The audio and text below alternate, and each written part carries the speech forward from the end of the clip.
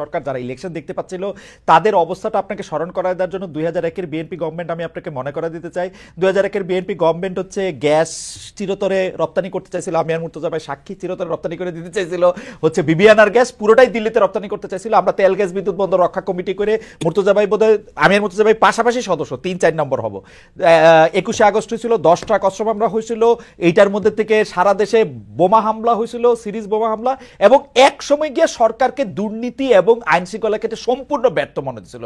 2008 পরবর্তী সরকারের কথা বলি, এই সময় সরকার ক্ষমতা আসতে না আসতে বিডিআর কার্নেজ হয়েছিল, এর মধ্যে সাগর রুনির হত্যাকাণ্ডের মতো এরকম একটা ঘটনা ঘটছিল। মানে সরকার আওয়ামী লীগ নয় বরং বাংলাদেশের বিএনপি সহ রাজনৈতিক দলগুলো ডক্টর ইউনূসকে পদত্যাগ করার জন্য মরিয়া হয়ে লেগেছেন। সংস্কার তো দূরের কথা, তারা চাচ্ছে নির্বাচন, তবে নির্বাচন আগে হবে না সংস্কার আগে হবে।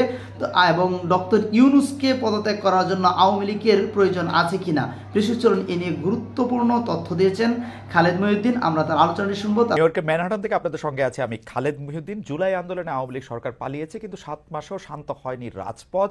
বিভিন্ন জায়গায় আইন শৃঙ্খলা পরিস্থিতি দেখা যাচ্ছে অবনতি।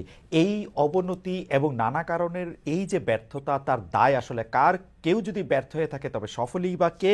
এই নিয়ে কথা বলার জন্য আজ আমাদের সঙ্গে রয়েছেন বাংলাদেশ দূতাবাসের মানে ওয়াশিংটনে নিযুক্ত বাংলাদেশের দূতাবাসের প্রেস মিনিস্টার, জ্যেষ্ঠ সাংবাদিক জনাব গোলাম মুর্তজা। জনাব গোলাম মুর্তজা, আপনাকে আমাদের অনুষ্ঠানে স্বাগত জানাই। আপনি আমাদের এখানে এসেছেন, সেজন্য আপনাকে শুভেচ্ছা ও কৃতজ্ঞতা। ধন্যবাদ। আমাদের সাথে আরও থাকছেন লেখক, রাজনৈতিক বিশ্লেষক এবং নির্বাচন ব্যবস্থা সংস্কার কমিশনের সদস্য ডক্টর জাহিদুর রহমান। ডক্টর জাহিদুর রহমান এই সময় তুমুল আলোচিত এবং তুমুল পছন্দের জনপ্রিয় একজন মুখ। আপনাকেও আমাদের অনুষ্ঠানে স্বাগত জানাই এবং আপনার প্রতিও আমাদের কৃতজ্ঞতা। ধন্যবাদ। আমি প্রথমে মুর্তজা ভাই আপনাকে একটু প্রশ্ন করতে চাই যে জননিরাপত্তা নিয়ে কথা বলছিলাম যে দেশের জননিরাপত্তা পরিস্থিতি নাজুক, এটা সরকারও সেভাবে আসলে অস্বীকার করছে না। কিন্তু ইন্টারেস্টিং ব্যাপার হচ্ছে যে একাধিক গণমাধ্যমে সরকারের যে প্রধান উপদেষ্টা আছেন প্রফেসর ডক্টর মোহাম্মদ ইউনূস এর জন্য অনেকটাই দায় করছেন আওয়ামী লীগকে, এবং প্রতিটি দলটির ষড়যন্ত্রের কথা বলা হচ্ছে, পতিত সরকারের রেখে যাওয়া ব্যবস্থাকে দায়ী করছে। একটি সরকার 7 মাস পরে এসেও অন্যের কাঁধেই দায় চাপাচ্ছে বলে আমরা দেখতে পাচ্ছি। সেটা আসলে কতটা যৌক্তিক? সেবোটাজে আওয়ামী লীগ যদি সফল হয় তাহলে সরকারকে কি আমরা ব্যর্থ বলতে পারি কিনা? ধন্যবাদ আপনাকে এবং আপনার দর্শককে যারা দেখছেন। ডক্টর ইউনূস যে কথাগুলো বলেছেন বা আপনি যেগুলো বললেন, আমি আর রিপিট না করে যে কথাগুলোর কথা যদি বলতে চাই, তাহলে সেই কথাগুলো দুই ভাবে ব্যাখ্যা করা যায়। একটা হচ্ছে সেই কথাগুলো সত্য কিনা, আর একটা যে দেশের পরিস্থিতিটাও সেরকম কিনা। আমার কাছে যেটা মনে হয় যে ডক্টর মোহাম্মদ ইউনূস যে কথাগুলো বলেছেন সেই কথাগুলোর ভেতরে অবশ্যই সত্যতা আছে এবং অবশ্যই তিনি সত্য কথাটাই বলছেন। এটা একটা দিক। আরেকটা দিক হচ্ছে যে সরকারের বয়স 7 মাস। আমরা যখন কথা বলি তখন প্রথমত কথা আমাদের ভেতরে একটা জিনিস তৈরি হয় যে 7 মাস বয়স হয়ে গেল এখনো কিছু হলো না। এই যে 7 মাসটাকে আমরা অনেক ক্ষেত্রে আমার ধারণা যে আমরা হয়তো 7 বছর মনে করে কথাটা বলে ফেলি। এটা মনে করার একটা কারণ আছে। একটা কারণ হয়তো এরকম যে আমার সাথে হয়তো কেউ একমত হবেন, কেউ দ্বিমত করবেন, যে যে পরিস্থিতিতে ডক্টর মোহাম্মদ ইউনূস বাংলাদেশের দেশ পরিচালনার দায়িত্বে এসেছেন এবং আসার আগে তার বিষয়ে দেশের জনমানুষের যে ধারণা ছিল, সারা পৃথিবীতে তার যে কর্মকাণ্ড গ্রহণযোগ্যতা, সেই পরিপ্রেক্ষিতে সারা দেশের মানুষের তার প্রতি যে গ্রহণযোগ্যতা ধারণা, সেই ধারণাটা সম্ভবত অনেকটা এমন ছিল যে ডক্টর মোহাম্মদ একজন ম্যাজিশিয়ান, তিনি আসবেন এবং এসে সব সমস্যার সমাধান করে ফেলবেন। তো তিনি এসেছেন, মানুষ এক ধরনের আশায় বুক বেঁধেছে, বিপুল প্রত্যাশা তৈরি হচ্ছে। তো সেই প্রত্যাশার জায়গাতে তখন মানুষের ভেতরে ওই ব্যাপারটা তৈরি হলো যে কই আমার আইন শৃঙ্খলা পরিস্থিতি তো ঠিক হলো না, চুরি বাড়লো কেন, ছিনতাই বাড়লো কেন, সামগ্রিক আইন শৃঙ্খলা পরিস্থিতিতে তো অবনতির অবস্থা আছেই বা কোনো কোনো ক্ষেত্রে একটু বেড়ে গেল। মোহাম্মদপুর এলাকায় অনবরত ডাকাতি হচ্ছে, ঘটনাটা পুরোটা সত্য নয় কিন্তু ডাকাতির 2-1টি ঘটনা ঘটেছে এটা সত্যি। কিন্তু সরকারের পক্ষ থেকে প্রথমত কথাই যে ডাকাতির যে ঘটনাটা ঘটেছে সেই ঘটনাটা নিয়ন্ত্রণ করার জন্য যে পরিমাণ অ্যাক্টিভ থাকা দরকার ছিল, যে পরিমাণ অ্যাক্টিভ দেশের মানুষকে দেখানো দরকার ছিল। আমি যদি এলাকার কথা দিয়ে বলি, যে ধরেন মোহাম্মদপুর এলাকা বা ধানমন্ডি এলাকা, ওই মোহাম্মদপুর বা ধানমন্ডি এলাকার মানুষকেও সরকার দৃশ্যমানভাবে ওই জিনিসটা দেখাতে পারে নাই যে সরকার খুব তৎপর আছে। সরকার মানুষের মনে হয় আস্থাটা আনতে পারে নাই। মানুষ একটা সামাজিক যোগাযোগ মাধ্যমে কেউ একজন লিখে দিল যে ডাকাতি হচ্ছে, ডাকাত হচ্ছে, অমুক এলাকায় ডাকাত পড়েছে, একটা পুরো অঞ্চলের পুরো এলাকার সব মানুষ জেগে বসে থাকলো লাইট জ্বালিয়ে যে ঘুমানো যাবে না, তাহলে ডাকাত আসতে পারে। এই জায়গাটিতে সরকারের যে অ্যাক্টিভ রোল প্লে করার দরকার ছিল, সেই জায়গাটাতে একটা বড় রকমের ঘাটতি আছে। এটা সরকারের দিক থেকে। আর একটা জিনিস হচ্ছে, যেটা আরেকটা দিক, যে এই 7 মাস অনেক বেশি সময় নয়, কিন্তু যদি আমি অন্তর্বর্তীকালীন সরকারের মেয়াদ 2 বছর ধরি, সেই 2 বছর যদি সময় ধরি, তাহলে আবার 7 মাস একটা বড় সময়। এখন এই সময়ের একই সঙ্গে সরকারের প্রথম অংশের আমি যেটা বললাম, যে সরকার অ্যাক্টিভ থেকে যে কাজগুলো করা দরকার ছিল, সেই জায়গায় সরকারের একটা দুর্বলতা আছে। দুর্বলতার কিছু মানে কারণ আছে। পুলিশ না থাকা, আইন শৃঙ্খলা পরিস্থিতি যারা নিয়ন্ত্রণ করবে তাদের মনোবল একেবারে শূন্য হয়ে যাওয়া, সেনাবাহিনীর সঙ্গে পুলিশের সমন্বয় করে কাজ করার কথা, সেনাবাহিনী সংখ্যায় যা আছে, সেনাবাহিনী আইন শৃঙ্খলা রক্ষার কাজে বাংলাদেশের 53 বছরের বাংলাদেশে কখনোই কোনো দক্ষতার পরিচয় দিতে পারেনি। এখন এসে পুলিশের সঙ্গে পুলিশের সংখ্যা কম থাকায়, পুলিশ অ্যাক্টিভ না থাকায়, সেটা তাদের আরো হিমশিম খেতে হচ্ছে। এটা হচ্ছে একটা বাস্তবতা। আর ডক্টর ইউনূসের যে কথা, আওয়ামী লীগ করছে, আওয়ামী লীগের দোসররা করছে, স্যাবোটাজ করার ক্ষেত্রে আওয়ামী লীগ যদি সফল হয়ে যায়, তাহলে সরকার ব্যর্থ কিনা? আমি সরকারকে ব্যর্থ বলি না, কোনো অবস্থাতেই ব্যর্থ বলি না, কিন্তু একথা সত্যি যে আওয়ামী লীগ বা আওয়ামী ভাবাপন্ন লোকজন সরকারের ভেতরে, প্রশাসনে, প্রশাসনের বাইরে, বিদেশে নানাভাবে আছে। তাদের একটা ব্যাপার এই জায়গাটিতে আছে, তারা একটা কাজ করছে, সোশ্যাল মিডিয়াতেও তার একটা প্রতিফলন দেখা যায়। কিন্তু সমস্যা যে জায়গাটাতে, আপনি যদি পরিস্থিতির উন্নয়ন করতে না পারেন, আপনি যদি দেশের মানুষের মনে এই আস্থা ঢোকাতে না পারেন, অর্জন করতে না পারেন যে আইন শৃঙ্খলা পরিস্থিতির উন্নতি হচ্ছে, আর তার সেটা না করে আপনি যদি খালি বলেন যে আওয়ামী লীগ করছে, তার দোসররা করছে, চক্রান্ত হচ্ছে, হাজার হাজার কোটি টাকা খরচ হচ্ছে, সব কিছু সত্যি, কিন্তু মানুষ যদি দৃশ্যমান ভাবে শঙ্কায় থাকে, মানুষ যদি দৃশ্যমান ভাবে মনে করে যে তার নিরাপত্তা নিয়ে একটা বিঘ্নিত আছে, একজন নারী যদি মনে করে যে সে রাস্তায় ঠিক মতো বের হতে পারবে না, এই জায়গাটা যদি তৈরি হয়, তখন ওই যে ওই অভিযোগটা নিয়ে মানুষ আসলে এক ধরনের বিক্ষুব্ধ হয় বা মানুষ বিরক্ত হয় যে ভাই বুঝলাম ওইটা হয়েছে, তো আপনি কি করলেন, আপনি কেন করতে পারছেন না? তো বাংলাদেশের সামগ্রিক পরিস্থিতিটা হয়ে গেছে ওই রকম। তো এরকম একটা জায়গা থেকে বের হওয়ার জন্য আমার ধারণা যে প্রক্রিয়াতে চলছে আর একটু সময় দিতে হবে, আর সরকারের অ্যাক্টিভ বা শক্ত অবস্থানে আসতে হবে। কিন্তু সেই শক্ত অবস্থানে আসারও কিছু জায়গা আছে, সেটা নিয়ে আমার পরবর্তী অংশে নিশ্চয়ই কথা বলবো।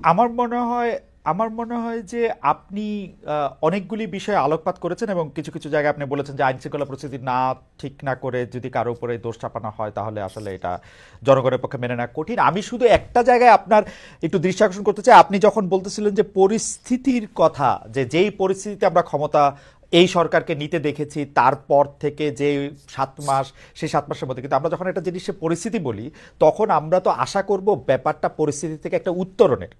আমরা তো ভালোর ত্বরণটা দেখতে চাইবো, কিন্তু আমরা কি আসলে ভালোর ত্বরণ দেখতে পাচ্ছি, নাকি ভালোর মন্দন বা খারাপের ত্বরণ দেখতে পাচ্ছি?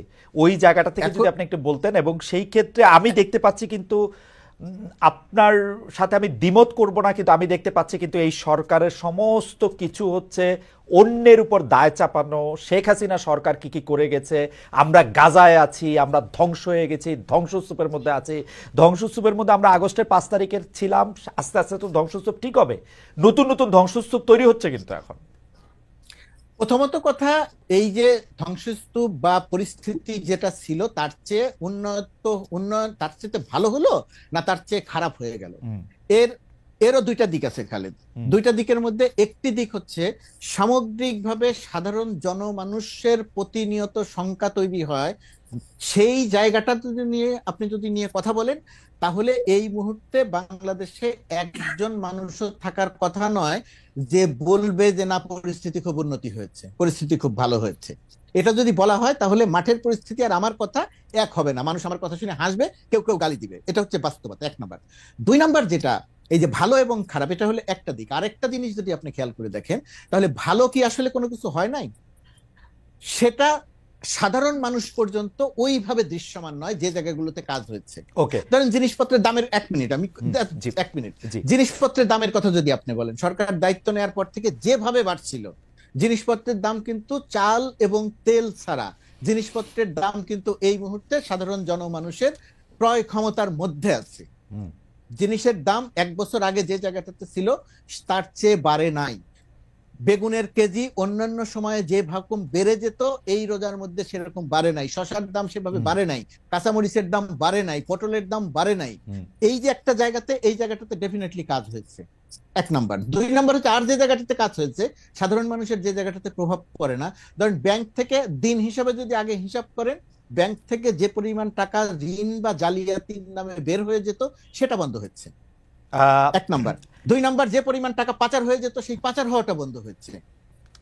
এই আর্থিক খাতে আগের একেবারে পুরোপুরিভাবে শৃঙ্খলা এসেছে আমি সেটা বলবো না, কিন্তু আর্থিক খাতে যে প্রক্রিয়াতে নৈরাজ্য চলছিল, টাকা ছাপিয়ে যে প্রক্রিয়াতে ঋণের নামে দিয়ে দেয়া হচ্ছিল এবং পাচার হয়ে যাচ্ছিল, সেই বড় বড় জায়গাগুলোতে কাজ হয়েছে। ওকে, ঋণ, হ্যাঁ, এই জায়গাগুলোতে কাজ হয়েছে। সুতরাং কাজ হয় নাই এটা যদি আমি বলি তাহলে সেটাও আবার সত্য বলা হবে না। মুর্তজা ভাই, অর্থনৈতিক বিষয়গুলি আসার আগে আমরা একটু যদি নিরাপত্তার জায়গায় থাকি, কারণ অর্থনৈতিক বিষয়গুলিতে আমাদের আলাদা প্রশ্ন আছে, তবু আমি একটু নিরাপত্তাজনিত প্রশ্নটা করে রাখি। আপনি নিশ্চয়ই খেয়াল করেছেন যে বাংলাদেশে থেকে আমি আজকে রাখাল রাহার কথা বলি, সোহেল হাসান মোহাম্মদ গালিবের কথা বলি, বা অন্য কোনো ধর্মপ্রচারকের কথা বলি, প্রকাশ্যে সাতিমে রাসূল বা অন্য কোনো ঘোষণা দিয়ে বলা হচ্ছে যে তাদের কল্লা ফেলে দিতে হবে, তাদেরকে মৃত্যুদণ্ড দিতে হবে, আমাদেরকে হাতের স্বাধীনতা দিতে হবে। আমি অবিশ্বাসের জন্য সেই কথা আবার শুনতে চাইলাম, আবার এই কথা এরকম বলা হলো। আমি তো এরকম কোনো ব্যবস্থা দেখি নাই যেটা এই কথা আর কখনো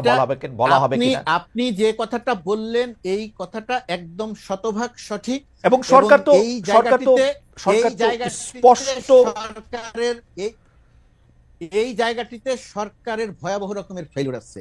সরকারের পক্ষ থেকে যখন বলা হয় একটা কথা যে এখন থেকে আবার যদি কোনো কিছু হয় তাহলে কঠোর ব্যবস্থা নেওয়া হবে, এইটা সাধারণ জনমানুষের কাছে সঠিক বার্তা হিসেবে যায় না। ওকে, আমি জনাব গোলাম মুর্তজা এবং অর্থনীতির প্রসঙ্গ আমি আসলে 2-1টা বিষয় নিয়ে আপনার সঙ্গে আলোচনা করতে চাই। তার আগে আমি একটু ডক্টর জাহিদুর রহমানকে শুনি। ডক্টর জাহিদুর রহমান, আপনার নিশ্চয়ই আমরা যে আলোচনাটা করতেছিলাম সেটা নিয়ে আপনার নিশ্চয়ই বক্তব্য থাকবে, কিন্তু আমার প্রশ্নটা আমি একটু করে রাখি। নতুন রাজনৈতিক দল নিবন্ধনের জন্য বিজ্ঞপ্তি দিয়েছে নির্বাচন কমিশন। আপনি জানেন যে এর মাধ্যমে এক ধরনের নির্বাচনের ট্রেনের যাত্রা শুরু হয়েছে বলে কেউ কেউ বলছেন। আপনি নিজেও নির্বাচন সংস্কার কমিশনের সদস্য ছিলেন, আপনারা কতগুলি সুপারিশ দিয়েছেন, সেগুলি সংস্কার করতে বলেছেন, কিন্তু সেগুলি সংস্কার করার নিয়ে কোনো অগ্রগতি আছে কিনা, শুরু হয়েছে কিনা তাই আমরা জানি না। এই সংস্কারের আগেই যে একটা নির্বাচনের কথা হচ্ছে, সে তাহলে সংস্কারটার আসলে কি হবে? পাশাপাশি আমি আরেকটি প্রশ্ন করে রাখতে চাই যে এই যে নতুন রাজনৈতিক দল, সেই নতুন রাজনৈতিক দলের নেতারা বলছেন, সাবেক উপদেষ্টা নাহিদ ইসলাম, জনাব সার্জিস, তারা বলছেন যে শেখ হাসিনার বিচার না করা পর্যন্ত নির্বাচনের কথা যারা মুখেও আনতে পারবে না, মানে আরো কি জানি ভয়ঙ্কর করে বলছেন। এখন আপনি নির্বাচনের কথা মুখে আনতেছেন কিনা সেটাও যদি একটু আমাদেরকে বলেন।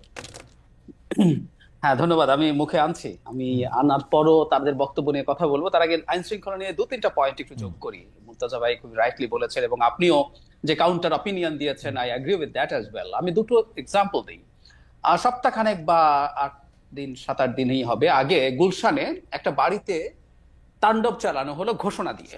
মানে ওনারা যাচ্ছেন, ওখানে টিভি চ্যানেল ছিল, মানে শুধুমাত্র ব্যক্তি লাইভ করেছে তা না, টিভি চ্যানেল লাইভ করেছে। রটিয়ে দেয়া হলো এটা জনাব এইচটি ম্যামের সন্তানের বাড়ি। পরে দেখা গেল তা না, এটা আসলে তার সাবেক স্ত্রীর বাড়ি, যাদের অনেক আগে ডিভোর্স হয়েছে। সেটা সরিয়ে রাখে, ধরে নিলাম এটা সম্ভবত নাম তানভীর ইমাম, ধরে নিলাম এটা তানভীর ইমামের বাড়ি। তো কেউ একজন ঘোষণা করছে ওই বাড়িতে গিয়ে ওখানে আওয়ামী লীগের দোসররা লুকিয়ে আছে, অনেক টাকা রাখা আছে, তারা এই অধিকার পেয়ে যায় লাইভ করে ওখানে তাণ্ডব চালাতে পারে। এবং একটা পর্যায়ে ওই লাইভে দেখা যায় পুলিশ এবং সেনাবাহিনী ওখানে গিয়ে হাজির হয় এবং তারা তাদের সামনে স্লোগান দিতে দিতে বেরিয়ে যায়। লাইভে দাঁড়িয়ে সোকল্ড চালক লীগের একজন কথা বলছে। মানে খেয়াল করি, ঢাকা শহরে গুলশানের মতো একটা জায়গায় এই ঘটনা ঘটলো। মানে এই প্রশ্ন খুব অনিবার্যভাবেই আসে, দেশে কি সরকার আছে? আচ্ছা, নাম্বার 2, ওড়না নিয়ে যে ঘটনাটা ঘটলো, তখন যে যৌন হয়রানি যে ভদ্রলোক করেছেন তাকে যখন থানায় নিয়ে গেল, সারা রাত থানার মধ্যে কিছু মানুষ ছিলেন, তারা লাইভ করেছেন, তারা পুলিশকে রীতিমতো হেনস্থা করার চেষ্টা করছেন। এবং ওই লাইভে আমরা দেখছি, আমি রাত জেগে লাইভ দেখছিলাম, ভিডিও একটার পর একটা আসছিল। ওই নারীকে ধরে আনতে হবে এবং তার বিরুদ্ধে মামলা দিতে হবে। পরবর্তীতে কি হলো আমরা জানি, একটা পুলিশ স্টেশনে ঢাকা শহরে কিছু মানুষ গিয়ে পুলিশকে ধমকাচ্ছে এবং এই কাজ করতে হবে, ওই কাজ করতে হবে বলছে। দেশে তো সেনাবাহিনীও আছে, এই লোকগুলোকে সরকার থানা থেকে বের করার কোন রকম কোনো ব্যবস্থা নেয়নি কেন? মানে থানা হচ্ছে সরকার, আমরা এভাবে যদি বলি, মানে সরকার একটা খুব গুরুত্বপূর্ণ ইউনিট। অ্যাবসলিউটলি। আর ওখানে বসে লাইভ হচ্ছে, ঘন্টার পর ঘন্টা, সারা রাত হয়েছে। মানে একটা সরকার তার এক্সিস্টেন্স দেখাতে হয়। খুব চমৎকার ভাবে মুর্তজা ভাই বলছেন যে মোহাম্মদপুরের মানুষকে এটা দেখাতে হবে, আসলে আমাদের এটা দেখতে হবে যে সরকার কাজ করছে, সরকার পদক্ষেপ দিচ্ছে, সরকারের পদক্ষেপগুলো ব্যর্থ হতে পারে কিন্তু তার পদক্ষেপগুলো নেয়ার চেষ্টা আছে। আমরা কোনো চেষ্টা কোথাও দেখিনি।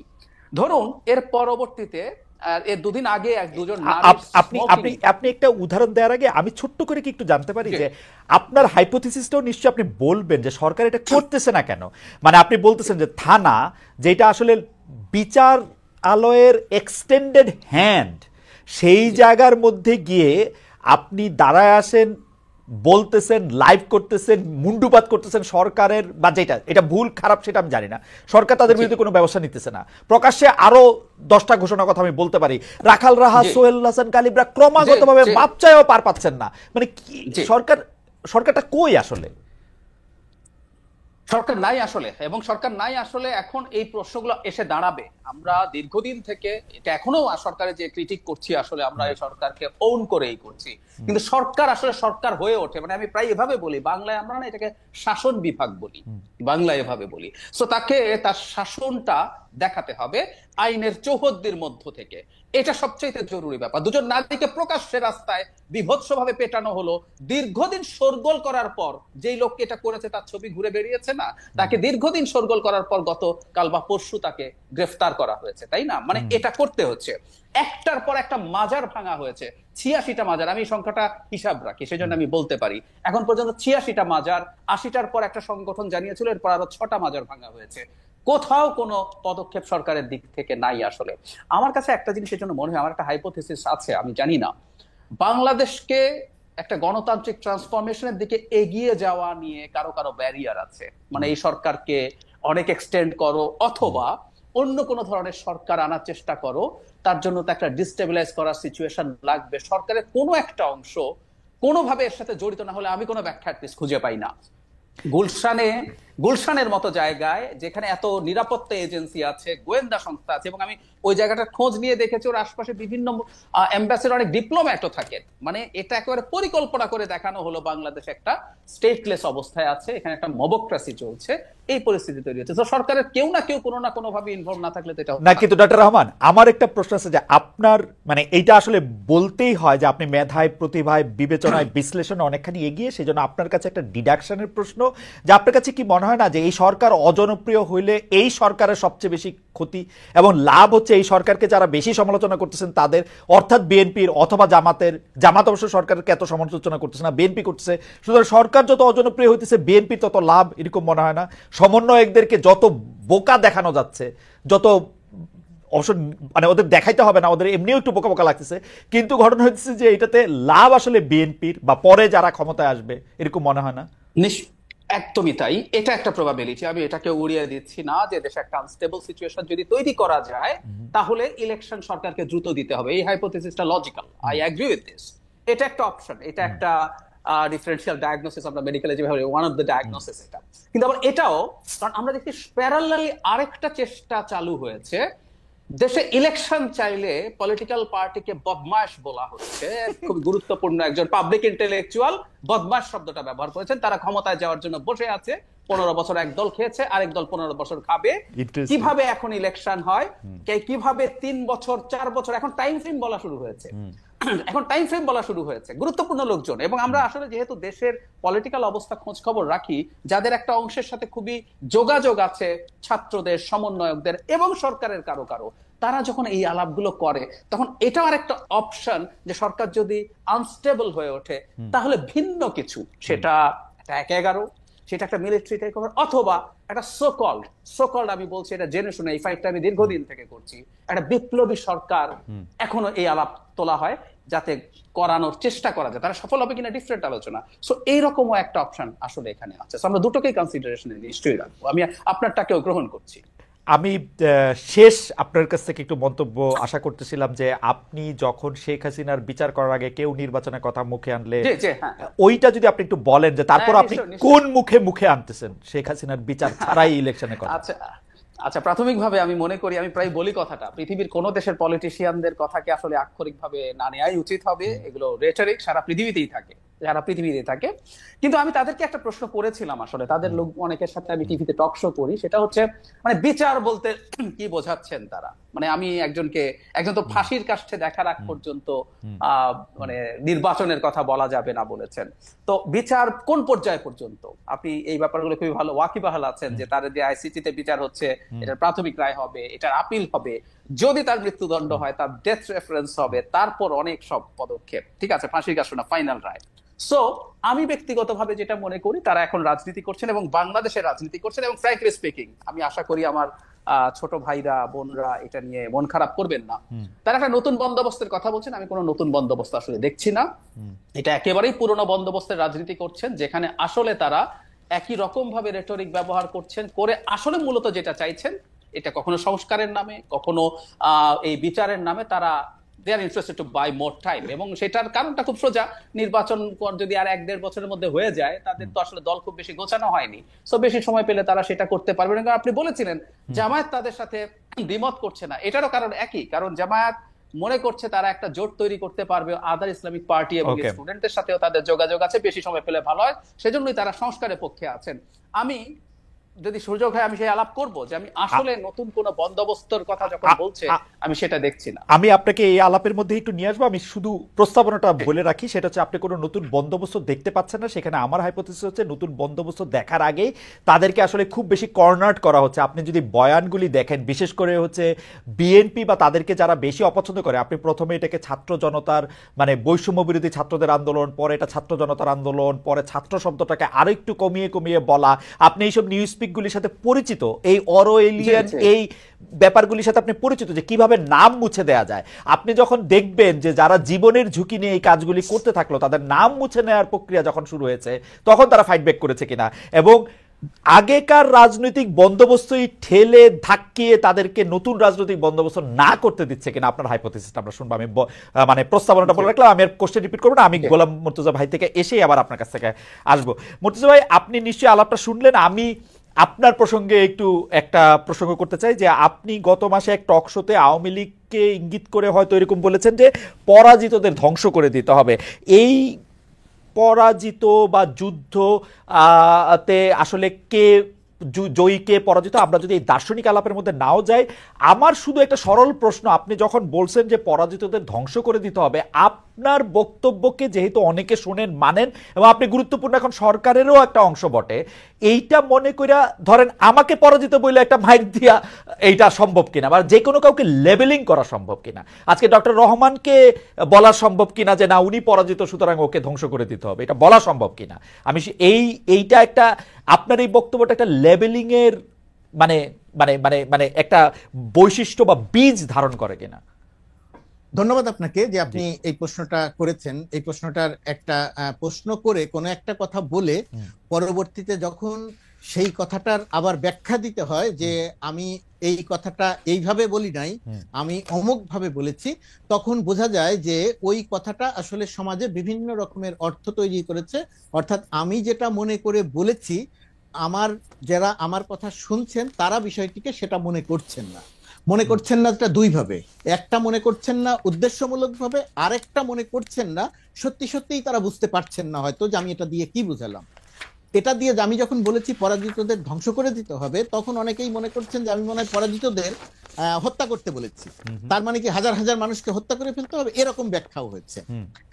আর আপনি যে কথাটা বলছেন যে পরাজিতদের ধ্বংস, পরাজিত কে? পরাজিত এখন আপনাকে মনে করা হলে পরাজিত এখন আপনাকে ধ্বংস করে দিতে হবে, সেটি কিরকম? 5 আগস্ট যাদের বিরুদ্ধে আন্দোলন হয়েছে, শত্রু সুনির্দিষ্ট চেনা জানা, এই শত্রু চেনা জানা শত্রু, চেনা জানা যে পরাজিত পক্ষ, সেই পরাজিত পক্ষ যখন আবার মাঠে এসে যখন আবার আর এক রকমের অরাজকতা তৈরি করছে, সেই অরাজকতা যাতে তৈরি করতে না পারে তাদের যে অপরাজনৈতিক শক্তি, আমি ধ্বংস করে দেয়া বলতে তাদের সেই অপতৎপরতাকে বুঝিয়েছিলাম। কিন্তু আমার এই কথাটা নানা রকমের ব্যাখ্যা হয়েছে, যে কারণে আমাকে আবার ব্যাখ্যা দিতে হয়েছে, এবং সেই প্রশ্নটি আপনি আবারও করলেন। এবং আমি এও জানি যে আমি এখন যে ব্যাখ্যাটা দিচ্ছি সেই ব্যাখ্যাটা দিয়েও সব মানুষ সন্তুষ্ট না না, হবেন না। এটা অ্যাবসলিউটলি মুর্তজা ভাই, আমি আপনার সাথে একমত। আমিও একটা কথা বললে তার ব্যাখ্যা দিতে হয় তিনটার জায়গা থেকে, যদি কেউ আমার থেকে ব্যাখ্যা চায়। আমি যেহেতু অত গুরুত্বপূর্ণ না, কিন্তু ব্যাখ্যা দিতে হলে এরকম ব্যাখ্যা দিতেই থাকতে হয়। খালেদ, আপনি অনেক গুরুত্বপূর্ণ। আর আমার বক্তব্যটা খুব পরিষ্কার, যে ফ্যাসিস্ট শক্তিকে, যে মাফিয়া শক্তিকে, যেটা জাহিদ ভাই বারবার বলেন, যে মাফিয়া, যে টেররিস্ট শক্তিকে বাংলাদেশের মানুষ ছাত্র জনতা আন্দোলনের নেতৃত্ব দিয়েছে, সেই মানুষ রক্তের বিনিময়ে তাদেরকে পরাজিত করেছে। সেই পরাজিত শক্তি, একটু শেষ করি, সেই পরাজিত শক্তি যদি আবার আপনাকে হুমকি দেয় যে আমি তোমাকে আবার হত্যা করব, আমি তোমাকে আবার শিক্ষা দিব, সেই পরাজিত শক্তি যাতে ওই হুমকি আর কোনোদিন দিতে না পারে, আমি সেটাকে ধ্বংস করে দেওয়ার কথা বলেছি। আমি পরাজিত শক্তির ধ্বংস বলতে আমি বাড়ি ভাঙা বুঝাই নাই। আমি পরাজিত শক্তিকে ধ্বংস করা বলতে হত্যা করাকে বুঝাইনি। আচ্ছা, বাড়ি ভাঙার প্রসঙ্গটা যেহেতু তুললেন, আমি আগে প্রশ্নটা করে রাখি যে মুর্তজা ভাই, আমি আর আপনি তো মনে হয় 30 বছর ধরে পরিচিত, একই রকম জায়গায় আসি। আপনি আমার থেকে সামান্য বড় হইলেও আমরা প্রায় বন্ধুর মতো। আমি একটা দুইটা জায়গায় একটু আপনার সাথে দ্বিমত পোষণ করি যে এটা মাঠ না, এটা ভার্চুয়াল মাঠ। মাঠে তারা কোনো কিছু করতে পারছে এটা দেখে নাই। আর 2 নাম্বার, আপনি যে হুমকির কথা বলতেছেন, যে হুমকিকে কেউ কেউ, আমার কাছে মনে হয়, আমি এটা নিয়ে আসলে ডক্টর রহমানের কথাও শুনবো, যে কেউ কেউ এইটাকে একটা ভয় বা আতঙ্কের জায়গায় দেখতেছে, কিন্তু আমার পায়ে হইলো হাসি। কারণ হচ্ছে আমি এইটাকে খুবই রসিকতা হিসাবে দেখি। একটা দেশে আসতে পারে না, একটা কথা বলে না, কাউরে না বইলা পালায় চলে গেছে, তারা একটা জিনিস রেকর্ড করে কোথাও একটা প্রচার করবে, তাতে বাংলাদেশে একটা বড় লোক, একটা বড় ধরনের দক্ষযোগ্য বেঁধে যাবে। এইটা আমার কাছে মনে হয় না তাদের এই শক্তি আসে। এই শক্তির কথা বলে বলে আমরা তাদেরকে একটা আরো জুজুর ভয় তৈরি করি কিনা। আর আমি এটা আমি ছোট করে একটু আমার 2 পয়সা দিয়ে রাখলাম, কিন্তু আমি প্রশ্নটা করি, বাড়ি ভাঙার প্রসঙ্গে আপনি বলছেন যে আপনি কিন্তু বাড়ি ভাঙতে বলেন নাই, এবং আমার ইন্টারপ্রিটেশন আপনি কখনো বাড়ি ভাঙতে বলেন নাই বা কারো কোনো ক্ষতি করতে বলেন নাই। কিন্তু এই সরকারে থাকা বা এই সরকারকে যারা নিয়োগ দিছে বইলা সরকার প্রধান বলতেছে, তাদের মধ্যে অনেকে ঘোষণা দিয়ে বাড়ি ভাঙতে যাইতেছে যেন পিকনিক করতে যাচ্ছে, এইটার মধ্যে প্রতিশোধ নিতে যাচ্ছে যেন এইটা করতে যাচ্ছে। বলা হচ্ছে এই যে নির্বাচনের নাম মুখেও আনা যাবে না। আপনি 1-2 মিনিটে এইটার কথা একটু আপনি বলবেন কিনা, যে এইটা কি ধরনের আচরণ, মানে তারা, মানে এই আচরণ করার মানে কি এই সরকারের মধ্যে থেকে? দেখেন, একটা সরকারের, এই সরকার আমাদের পূর্বে আমরা যে সমস্ত সরকার দেখেছি, আর সেই সরকার আর এই সরকারের মধ্যে তো একটা বড় রকমের একটা পার্থক্য আছে। আপনি বিগত 16 বছরের সরকারের মধ্যে আমি সরকারের অংশ, ছোট্ট খুব ক্ষুদ্রভাবে অংশ, সেই ক্ষুদ্রভাবে অংশ হলেও আমি যেভাবে যে কথাগুলো বলছি, আপনি বিগত 16 বছরে ওই সরকারের একেবারে ছোট থেকে বড় কোন নেতার মুখ থেকে, কোন কর্মকর্তার মুখ থেকে এরকম সামান্যতম কোনো কথা শোনেন নাই। কিন্তু বর্তমান সময়ে এসে এই কথাগুলো আপনি শুনছেন, আমি এই কথাগুলো বলছি। রাইট। এই যে ধরেন নির্বাচন নাম মুখে আনবে না, আমি কিন্তু যে কোনো শোতে বা যে কোনো জায়গাতে কথা বলতে গেলে যে নির্বাচন করবে, আমি তখন আমার একটাই বক্তব্য থাকে, নির্বাচন নিয়ে অনেক রকমের কথা হবে, অনেক রকমের আলোচনা হবে, শঙ্কা হবে, পরিস্থিতি এমন হবে যে আর মনে হয় নির্বাচন হলো না। কিন্তু আমি নির্বাচন বলতে বুঝি, ডক্টর মোহাম্মদ ইউনূস যে কথা বলেছেন যে ডিসেম্বর থেকে মার্চের মধ্যে নির্বাচন হবে, আমি নির্বাচন বলতে বুঝি যে নির্বাচন ডিসেম্বর বা জানুয়ারির মধ্যে হবে, কিন্তু সেই নির্বাচন নিয়ে নাম মুখে আনা যাবে না, সেই কথা যেরকম আলোচনা হবে এর চেয়েও বড় বড় কথা আলোচনা হবে। কিন্তু নির্বাচন নিয়ে আমার কোনো শঙ্কা নেই। মুর্তজা ভাই, আপনার কাছে কি মনে হয় যে ওরা কি এই জাতীয় সংসদ নির্বাচন করতে একটু ভয় পাইতেছে নতুন রাজনৈতিক দলটা? মানে ভয়ের তো কোনো কারণ নাই। না, দেখেন, একটা রাজনৈতিক দল, একজন রাজনৈতিক নেতা কোন বিবেচনায় কোন কথাটা বলেন, সেই কথাটার অর্থ তিনি কি বললেন আর সাধারণ মানুষ কি ভেবে নিল, রাজনৈতিক নেতার কথাকে আপনি কখনোই হুবহু হিসেবে ধরবেন না। আচ্ছা, যে সে আপনি আমি তো সরল ভাবে জি না না আমি ঢাকা শহরে বসে বলছি যে নির্বাচন ডিসেম্বর বা মার্চের মধ্যে হবে, আমি সরকারের অংশ। আবার আরেকজন যে এই কথাটা বলছেন সে সরকারের অংশ নয়, কিন্তু সরকারের তার আমার চেয়ে অনেক গুরুত্বপূর্ণ, সে সরকারের কাছে, কারণ তাদের প্রতিনিধিরাই সরকারে আছে। সুতরাং সেই মানুষটা যখন কথা বলছেন, আমি আবার সরকারের অংশ হয়েও আমি বলছি নির্বাচন ডিসেম্বরে হবে, আবার উনি বলেছেন যে নির্বাচনের নাম মুখে আনবেন না, যদিও উনি তার একটা ব্যাখ্যা দিয়েছেন যে নির্বাচন বলতে ওই ব্যাখ্যা বলতে তিনি বুঝিয়েছেন যে নির্বাচন বলতে তিনি বুঝিয়েছেন যে নির্বাচন পিছানোর কথা তিনি বলেন নাই, তিনি বলেছেন শেখ হাসিনার বিচার প্রসঙ্গে, এটার একটা কথা তিনি বলেছেন। আর আপনার ইন্টারেস্টিং ছিল, আমি কথা বলতে চেয়েছিলাম, আপনার প্রথম প্রশ্নটা কি যেন ছিল, ভুলে গেলাম। প্রথম প্রশ্ন যদি কখনো আবার যদি আপনি ওই যে না, প্রথম প্রশ্ন তো ছিল হচ্ছে পরাজিতদের ধ্বংস করা প্রসঙ্গে, আমি জানতে চাইছিলাম যে এটা একটা ট্যাগ দেয় কিনা, এটা ট্যাগ দেয় কিনা, এটা একটা ট্যাগ তো দেয়। হ্যাঁ, এটা একটা ট্যাগ দেয় কিনা, ঠিক আছে, আমরা আবার আসবো আপনার কাছে। আমি একটু ডক্টর জাহিদুর রহমানের কাছে যাই। আরেকটা জিনিস ওই জায়গাটাতে আমি একটু কথা বলে নেই। ধরেন একটা ঘটনা, ওই যে আপনি পরাজিত শক্তির কথা বলছিলেন, যে টেলিফোনে হুমকি দিল, ধরেন ইউরোপের কোন একটা দেশে 8 জন নেতার সাথে বসে সে বলল বাংলাদেশে আসতেছি, সীমান্তের কাছে, হ্যাঁ সীমান্তের কাছেই আসছি, ধরে ধরে শিক্ষা দিব, ইত্যাদি ইত্যাদি কথা বলো। এই কথাটার আপনার কাছে প্রতিক্রিয়াটা একরকম, আমার কাছে প্রতিক্রিয়া একরকম, আর মাঠে থেকে যারা আন্দোলন করেছিল তাদের কাছে প্রতিক্রিয়াটা আর একরকম। তাদের কাছে প্রতিক্রিয়া, আপনার কাছে হাসি পায়, আমার কাছেও হাসি পায়। হাসি পায় কেন? কারণ আমি জানি যে সে কখনো আসতে পারবে না, আসার মতো অবস্থা তার নাই। এক নাম্বার, হরতাল দিল, সেই হরতাল কি হলো সেটা তো আমরা দেখলাম। কিন্তু যে মানুষগুলো মাঠে থেকে আন্দোলন করেছিল, ধরেন 4 তারিখে আমি যখন আমার অফিসের 6 তলায় দাঁড়িয়ে দেখছিলাম যে পুলিশ প্রথমে আসলো, পুলিশ পিছিয়ে গেল, পরে ছাত্রলীগ যুবলীগ অস্ত্র নিয়ে গুলি করতে করতে আসলো, আমাদের চোখের সামনে 4 থেকে 6 জনকে দেখলাম পড়ে গেল। একজন পড়ে গেছে, ওই যে সেই পুলিশের বক্তব্য, পুলিশের যে বক্তব্য, গুলি করি মরে একটা, আর আর আর বাকিটি যায় না, এটা আমার চোখের সামনে দেখা। ধরেন আমরা কয়েকশো মানুষ সেটা দেখেছি চোখের সামনে। তো ওই যে ছেলেটা পাশে একজন দাঁড়িয়ে ছিল, সে হয় তার বন্ধু, সহপাঠী, সহকর্মী, একই সাথে স্লোগান দিচ্ছিল, তার মধ্যে একজন মারা গেল। তো ওই যে তার যে ভেতরে যে প্রতিক্রিয়া, সে কিন্তু আমার আর আপনার মতো সুস্থভাবে এখনো চিন্তা করছে না। যাই হোক, যখন আমি কথা বলে তখন তার ভেতরে যে প্রতিক্রিয়া হয়, সেই প্রতিক্রিয়াটা আমার আর আপনার মতো হাসির জায়গাতে থাকে না, তার ভেতরে একটা বিক্ষুব্ধতা তৈরি। আমার মনে হয় যে বিক্ষুব্ধতার নানা রকমের ধ্বংসাত্মক প্রকাশ হয়ে থাকতে পারে, হয়ে যেতে পারে। আমার মনে হয় যে মুর্তজা ভাই আপনি ঠিকই বলতেছেন, কিন্তু আমরা যোগাযোগের ছাত্র হিসেবে একটা জিনিসের কথা বারবার পড়ছি, বিশেষ করে এই আধুনিক যোগাযোগে, যেটার নাম হচ্ছে ওপিনিয়ন লিডার। এইটা বোধ হয় কেউ একজন, আমাদের শিক্ষকদের মধ্যেই কেউ একজন এটা বাংলা করেছিলেন মত মোরল। আপনারা যারা মত মোরল আছেন, তাদের দায়িত্ব তো নিশ্চয়ই আছে তাদেরকে এটা বলার। কারণ আমার ক্ষেত্রে মনে হয় যে আমি মাঠে থাকলেও আমার প্রতিক্রিয়া হয়তো, পারলে আসেন, আমরাও চাই আপনি আসেন, আপনাকে আটকাইতেছে কে? আপনি আসেন, আপনি আসবেন না কেন? আমি আসবো, মুর্তজা ভাই আপনার কাছে আসবো, যে আমার প্রতিক্রিয়া হইতো যে আপনি অবশ্যই আসেন, আপনাকে ওয়েলকাম জানাই। আমি ডক্টর জাহিদুর রহমানের কাছে যাওয়ার আগে আমি দর্শকদের কাছে জানতে চেয়েছিলাম যে শেখ হাসিনার বিচারের আগে নির্বাচন নয় এমন দাবি তুলেছেন জাতীয় নাগরিক পার্টির আহ্বায়ক নাহিদ ইসলাম। এই অবস্থান সঠিক বলে মনে করেন কিনা? শতকরা 65% আমাদের দর্শক মনে করছেন যে এই আহ্বান সঠিক, শতকরা 35% মনে করছেন সঠিক নয়। 89,000 দর্শক ভোট দিয়েছেন।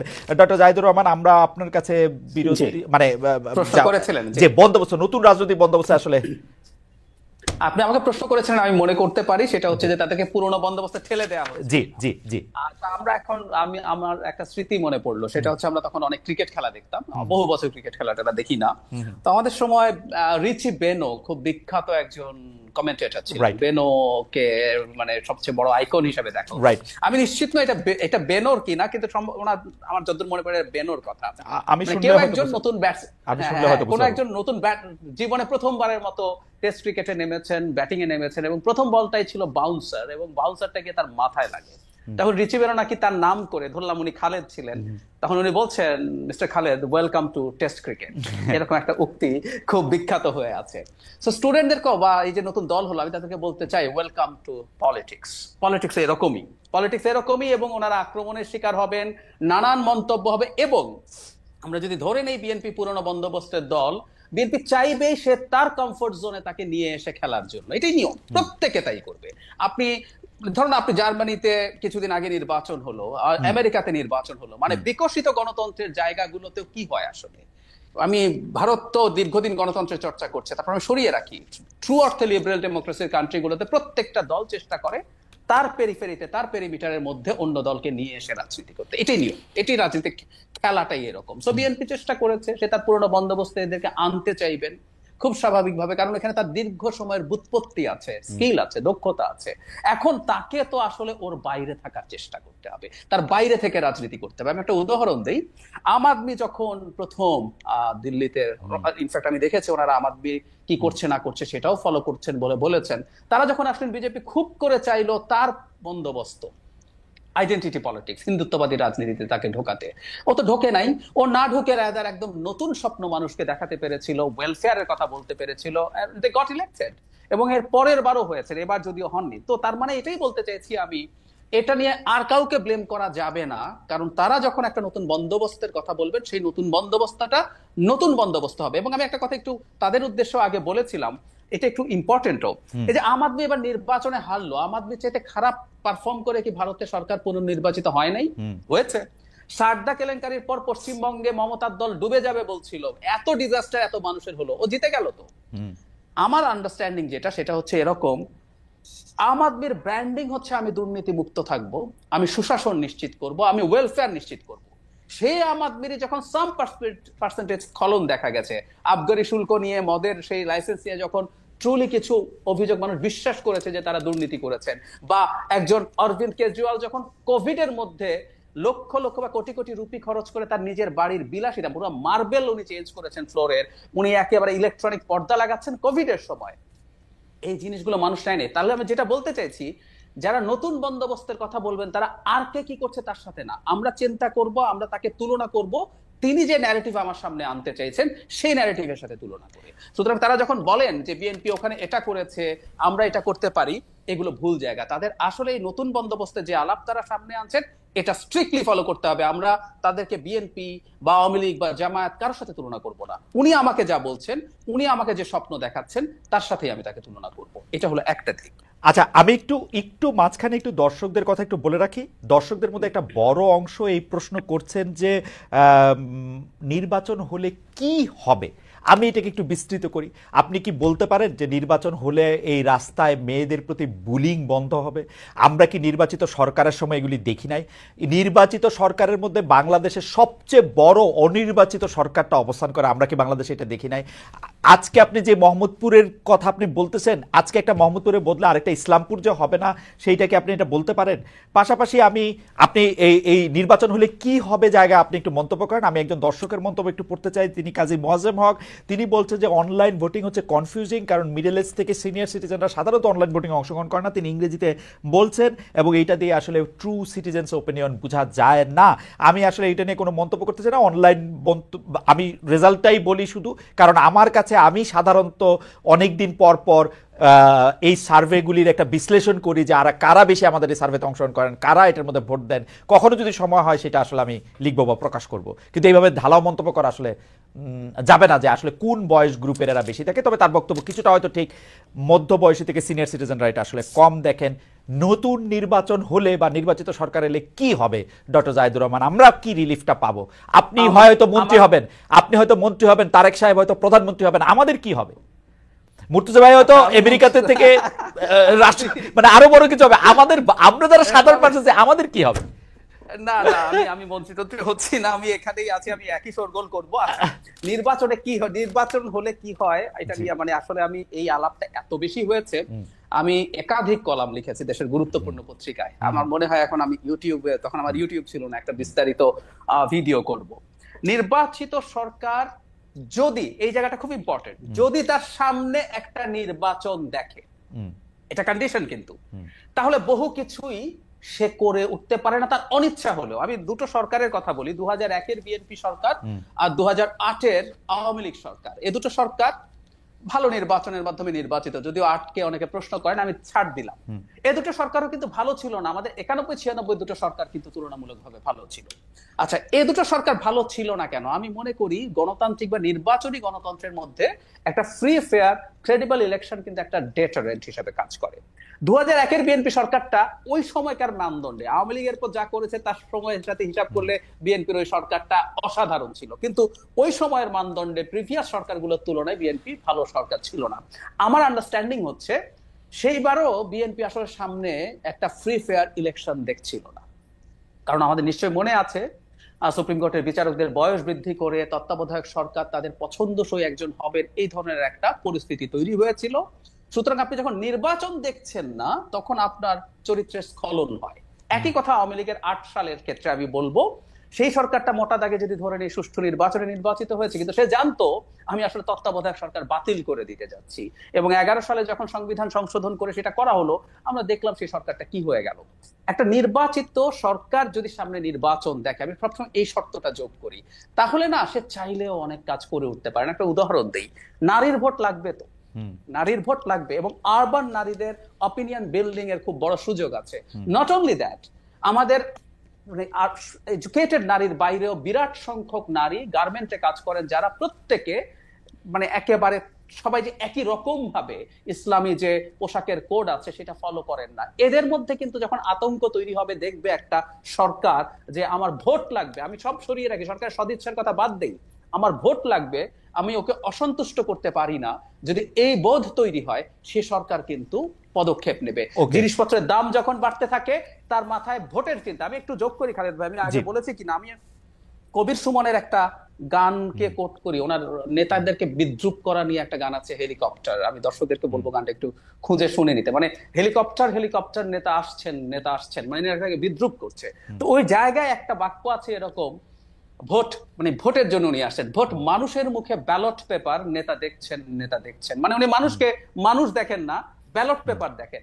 আমি বলি বরং ভাই, মানুষকে ব্যালট পেপার দেখাটাও একটা বিরাট অর্জন। আমাদের তো এতদিন আমাদেরকে ব্যালট পেপার হিসাবে দেখা হয় না, আমাদেরকে যদি ব্যালট পেপার হিসাবেও দেখতো, আমাদের জীবন আরো অনেক ভালো হবে। সো ওই ব্যালট পেপারটা প্রযুক্ত হবে ফেয়ারলি, এটা যদি হয় দেশের অনেক সমস্যার সমাধান হবে। এইটুকু বলে যোগ করি, এই যে রিসেন্টলি গত বছর নোবেল পেয়েছেন অ্যাসেমাগ্লু এবং রবিনসন, তাদের ওয়াই নেশনস ফেইল বইটার খুব গুরুত্বপূর্ণ আর্গুমেন্ট হচ্ছে এটা, এবং আমাদের অমর্ত্য সেনেরও অনেক গুরুত্বপূর্ণ কাজ আছে, হাউ একটা ফ্রি ফেয়ার অ্যাকসেপ্টেবল ইলেকশন একটা দেশের সিস্টেমকে পাল্টে দেয়। ওকে, আমি আসলে ডক্টর রহমান আপনার বক্তব্যের সাথে আমি মোটামুটিভাবে একমত, কিন্তু আমি শুধু একাডেমিক আলোচনার খাতিরে আপনাকে, আপনি যেটাকে বলছেন যে 2001 আর 2008 দুইটা বিপরীতমুখী সরকার যারা ইলেকশন দেখতে পাচ্ছিল, তাদের অবস্থাটা আপনাকে স্মরণ করায় দেওয়ার জন্য 2001-এর বিএনপি গভর্নমেন্ট আমি আপনাকে মনে করা দিতে চাই।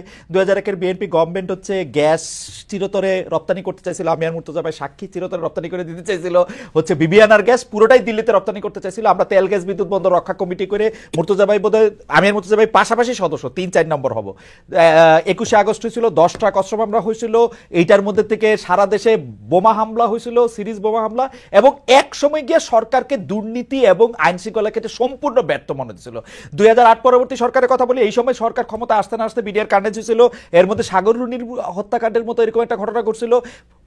মানে সরকার হাইকোর্ট বা আদালত বাতিল করার আগে ওই আদালতের একটা সুতা নাতা ধরে তত্ত্বাবধায়ক সরকার ব্যবস্থা বাতিল করে দিয়েছিল। এরকম আরো 5টা ঘটনা আপনার মনে করে পরে আমি আবার কমুনে 2008-এর আওয়ামী লীগ সরকারও যথেষ্ট পরিমাণে যা তাই ছিল। আমি একটু যোগ করি, এই দুইটা সরকারকে আমি খারাপ বলছি কেন, প্লিজ টেক মাই পয়েন্ট। এই দুটো সরকারই তারা ভালো নির্বাচনে নির্বাচিত হয়েছে, কিন্তু এই দুটো সরকারই তাদের সামনে ইলেকশন দেখছিল না। দুইটা সরকারি ফেয়ার ইলেকশন, তারা মনে করছিল ইলেকশনকে তারা তাদের মানে ফেভারে আনতে পারবে।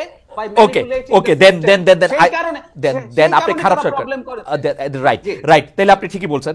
আমি মনে করছি আপনি এই দুইটা সরকারকে বলতেছেন যে তারা ইলেকশন দেখতেছিল না।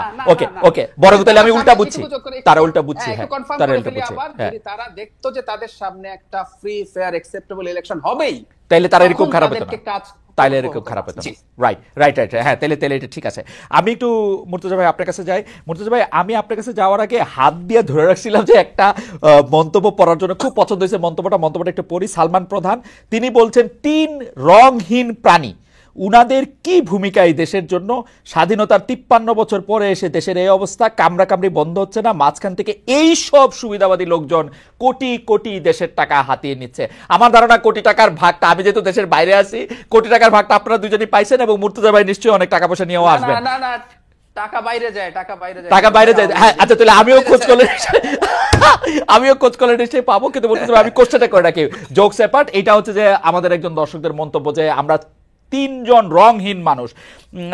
কিন্তু জাহেদের রং তো একটু বোঝা উচিত, জাহেদ খুব নির্বাচন চাইতেছে, জাহেদ কিন্তু খুব প্রো নির্বাচন, আর মুর্তজা ভাই তো সরকারের পক্ষে, মুর্তজা ভাইও রংহীন না, সুতরাং এটা একটা ভুল হয়েছে মনে হয়। যাই হোক, আমি মুর্তজা ভাই আপনার কাছে প্রশ্ন করতে চাই যে বিবিসি বাংলার সাক্ষাৎকারে আমাদের প্রধান উপদেষ্টা বললেন যে ভারতের সঙ্গে সম্পর্ক আমাদের খুব ভালো, কিন্তু ভারত থেকে বারবার সরাসরি বলা হচ্ছে নির্বাচিত সরকার না এলে সম্পর্কটা স্বাভাবিক হবে না। ভারত বাংলাদেশের বারবার নিরাপত্তা পরিস্থিতি, সংখ্যালঘু নিপীড়ন, অংশগ্রহণমূলক নির্বাচনের কথা বলছে। শেখ হাসিনার বা আওয়ামী লীগের পাশেই কি থাকছে ভারত? মানে আপনার বিশ্লেষণটা আসলে কি? এখানে আমি ভারতকে আমি যেভাবে দেখতে চাইতাম বা ভারতের খোঁজ খবর রাখি, আমি আমাদের কথা যেটা জায়েদ ভাই বললেন, আমাদের কলকাতার মমতা, সাউথে কি হয়, আমি মোটামুটি ভাবে একটা খোঁজ খবর রাখার চেষ্টা করি এবং ভারতের আমলাতন্ত্র, ভারতের পলিটিশিয়ান, এদেরকে জানার এবং বোঝার চেষ্টা করি। আমি এদেরকে নিয়ে মোটামুটি একটা উচ্চ ধারণা পোষণ করতাম। ভারতের গোয়েন্দা সংস্থার প্রতি আমার এক ধরনের উচ্চ ধারণা ছিল, কিন্তু এই বাংলাদেশের এবারের গণ অভ্যুত্থানের পরে ভারতের যে অবস্থান আমি দেখলাম, তো ভারত কেমন যেন সবকিছুতে একেবারে তালগোল পাকিয়ে ফেললো। ভারত যেন কোথাও কোনো কুলকিনারা পাচ্ছে না। ভারত একটা জাহাজে ছিল, হঠাৎ করে যে একটা ঝড় আসলো এবং সেই ঝড়ে জাহাজটা ডুবে গেল, ভারত সেই ঝড়ের কোনো পূর্বাভাস আগে থেকে পেল না। এরকম একটা অবস্থায় ভারত কেমন যেন এমন একটা মানে ইম্যাচিউর আচরণ করছে, অপরিপক্ক আচরণ। এটা কি হইতে পারে? আপনি আরো বেশি জানবেন, এটা কি হইতে পারে যে প্রফেসর ইউনূসকে একরকম সমর্থনই করে গেছে ভারত আসলে? মানে প্রফেসর ইউনূসের সরকারকে, যেমন শেখ হাসিনাকে বন্দী করে রাখছে ভারতে, আসতে দিতেছে না তো, নড়তেও দেয় না, আসতেও দেয় না, ছবিও তুলতে দেয় না। না, শেখ হাসিনা আসতে চাইলে আসতে দিবে, শেখ হাসিনা আসতে চায় না, শেখ হাসিনার আসার সেই সাহস নাই ভাই। শেখ হাসিনা জাতিসংঘের হিসাব অনুযায়ী কমপক্ষে 1400 মানুষকে হত্যা করে পালিয়েছে। তো এই 1400 মানুষকে হত্যা করে পালিয়েছে। শেখ হাসিনা আবার তখনই আসবে যখন এসে শেখ হাসিনা আবার 14,000 মানুষ হত্যা করার মতো শক্তি নিয়ে আসতে পারবে। তো সেই শক্তির আপাতত কোনো সম্ভাবনা নাই, সেই কারণে আসবে না।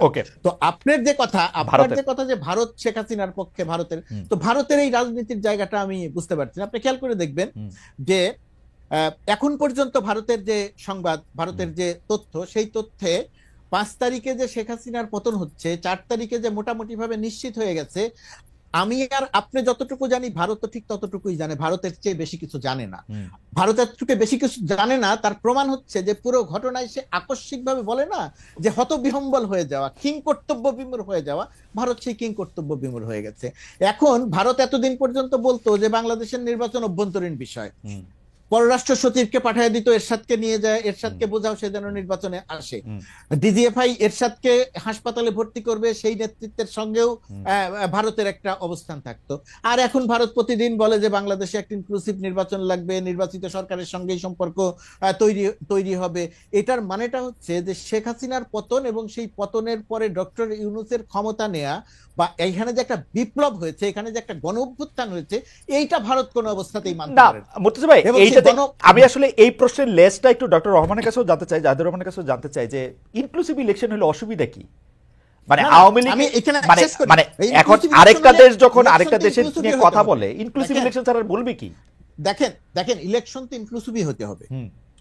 আমিও চাই ইলেকশনটা ইনক্লুসিভই হবে, সব দল অংশ নিবে। এখন বিষয়টা হলো যে তাহলে কি আমি বলতেছি যে আওয়ামী লীগ অংশ নিবে? আওয়ামী লীগ অংশ নিবে কি নিবে না সেটা পরের আলোচনা। আমারও একই রকমের প্রশ্ন, শেখ হাসিনা সহ যে হত্যাকাণ্ড ঘটায় যে পালাইছে, এই তাদের তো বিচার হইতে হবে, তাদের বিচার হবে, আর বিচারের প্রক্রিয়া চলবে, নির্বাচন হবে। তো নির্বাচন হবে, সেই নির্বাচনে আওয়ামী লীগের যদি ধরেন শেখ হাসিনার যদি শাস্তি হয়ে যায়, তো এখন শেখ হাসিনার শাস্তি হয়ে গেলে আওয়ামী লীগ অংশ নেবে। এখন সরকারের তো ওই দায় পড়বে নাই যে বিশেষ বিবেচনায় শেখ হাসিনাকে বলবে ঠিক আছে তোমার শাস্তি হয়েছে, তবুও তুমি নির্বাচন করো।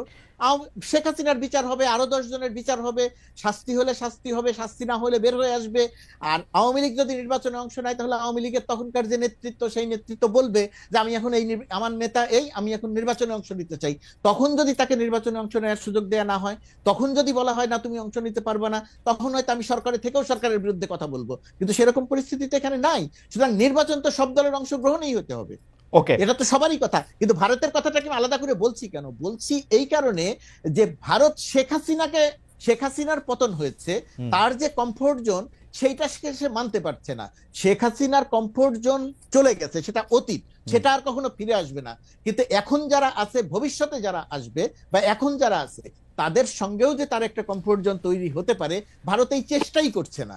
এইটা আমাকে বিস্মিত করছে। ওকে, আমি ভারত প্রসঙ্গে নিশ্চয়ই ডক্টর জাহিদ কিছু বলবেন, আমি প্রশ্নটি করে রাখি, প্রসঙ্গটি এনে রাখি। সেটা হচ্ছে যে সেনাপ্রধানের বক্তব্য নিয়ে খুব একটি আলোচনায় আসে। অনেকে সেনাপ্রধান এবং সরকার প্রধানের মধ্যে এক ধরনের কি বলে ক্ষমতার দ্বন্দ্ব দেখতে পাচ্ছেন।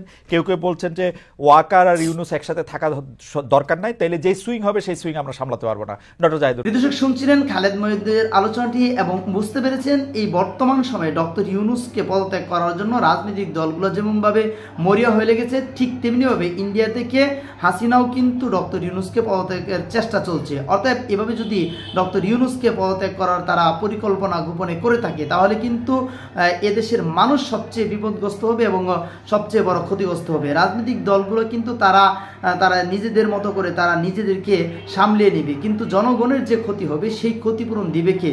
তবে আমি মনে করি এই আমাদের এই দেশের ছাত্র জনতা এবং জনগণকে আরেকবার জেগে উঠতে হবে, তাহলে কিন্তু পরিপূর্ণ এই বাংলাদেশ সংস্কার করা সম্ভব এবং একটি নির্বাচনীয় সরকার কিন্তু আমরা পেতে পারি। তবে আমরা সর্বশেষ বলতে চাই, বিএনপি যে সিদ্ধান্ত দিচ্ছে এখন, একে থেকে জনগণকে বিরত থাকতে হবে। অন্যথায় বিএনপি আওয়ামী লীগের মতো এক সময় এই দেশের জনগণকে স্বৈরাচারী হিসাবে কিন্তু তারা রূপ নেবে এবং জনগণকে লুটে পিটে খেবে।